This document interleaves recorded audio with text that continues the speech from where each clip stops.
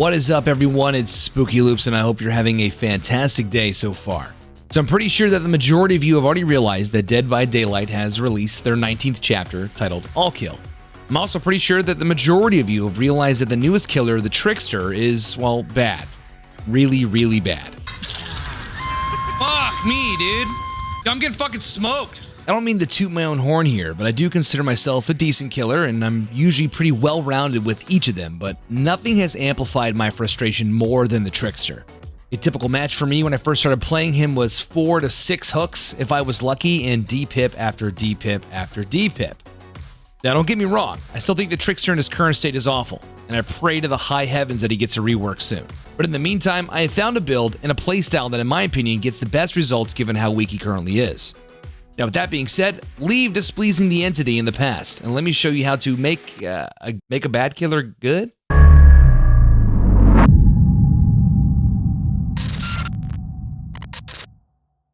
So before we get into any perks, let's first break down why the Trickster sucks. The Trickster moves at 4.4 meters per second, making him only 10% faster than survivors.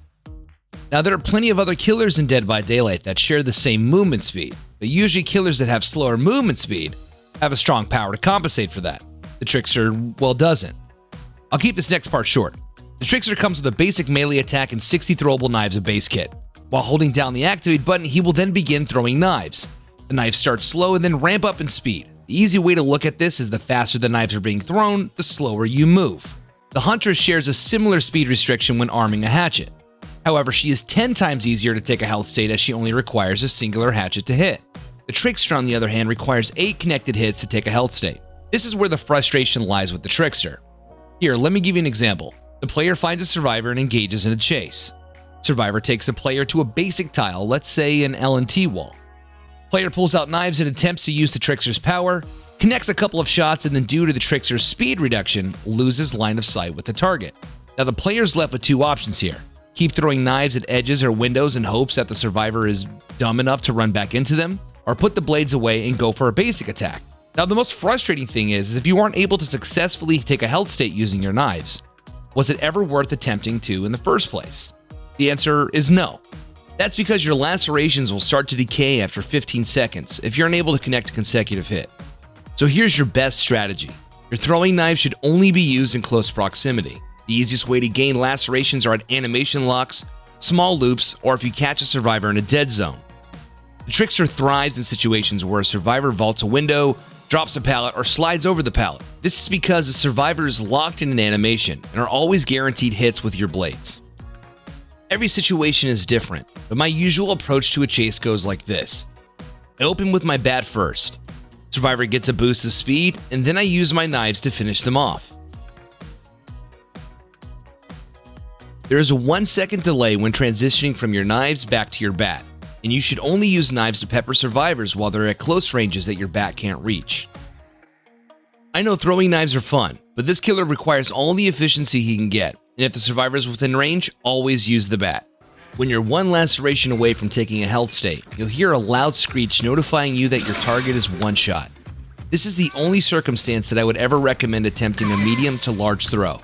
Otherwise, keep it close or don't try at all. It's simply not worth your time at large distances.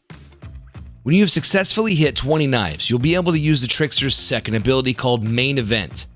In its current state, it does more harm to you than good, and trust me when I say it's best to ignore it, pretend like it doesn't exist. Alright, moving on. So we have a better understanding on his playstyle, and the do's and the don'ts around his kit.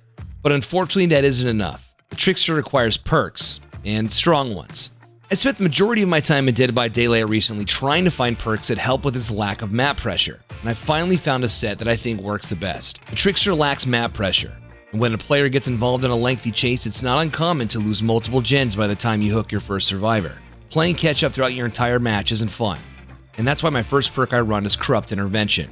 Corrupt Intervention blocks the 3 furthest gens for me for 2 minutes, allowing me to engage in chase with peace of mind, knowing I'm not going to lose those gens far out in the distance. More often than not, survivors will move towards available generators closer to me, and save the furthest gens for last, allowing me to set up an easier patrol for the late game. The Trickster has a 24-meter tear radius, and I'll take all the help I can get when catching survivors off guard. That's why my second perk is Monitor and Abuse. When I'm not in chase, my tear radius is decreased by 8 meters.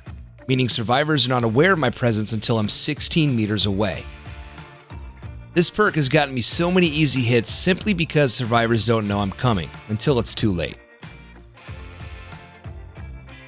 Now this third perk I've been going back and forth on, but ultimately information is crucial, especially with the Trickster.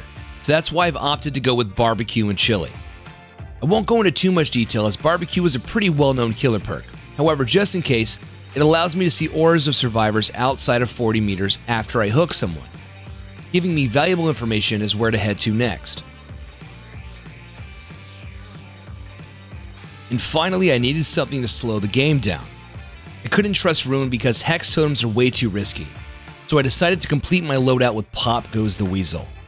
After hooking a survivor and seeing gens actively getting worked on with barbecue, I know exactly where to head to next, and then I rip 25% right off the top. Pop Goes the Weasel can be devastating, especially if you have an easy patrol, courtesy of Corrupt Intervention in the late game. It's just rinse and repeat.